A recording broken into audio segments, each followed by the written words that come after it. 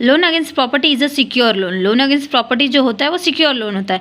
Date allow you to be वो borrow money from a bank और non banking financial company, जो आपको allow करता है कि आप बैंक से और अदर फाइनेंशियल इंस्टीट्यूट से लोन ले सकते हैं। यूजिंग अ रेसिडेंटल और the commercial property as a collateral, आप जो है अपनी रेसिडेंटल और जो कॉमर्शियल प्रॉपर्टी उसे कोलेट्रल के रूप में यूज़ कर सकते। कोलेट्रल मतलब क्या होता है, जब आप लोन लेने जाते हैं और जिस चीज़ को गिरवी रखते हैं उसे कोलेट्रल कहते हैं। The lender hold the property as a security until the loan is paid back in full at the point you regain ownership.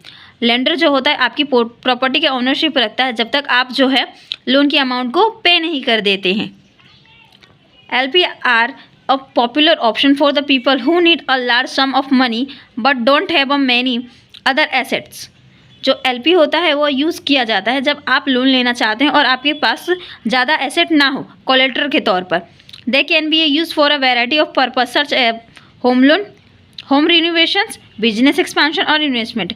और इसका यूज़ जो होता है वह होम रिनोवेशन के लिए किया जाता है, बिजनेस एक्सपेंशन के लिए किया जाता है और इन्वेस्टमेंट के लिए किया जाता है।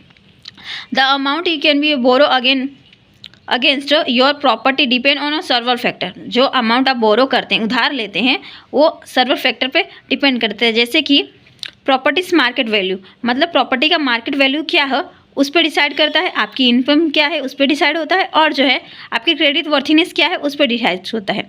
In general you can be accepted to borrow a between 50% and 75% of property's current market value. आप जो है मार्केट वैल्यू, आप प्रॉपर्टी के मार्केट वैल्यू के 50% से लेकर के 75% तक लोन ले सकते हैं।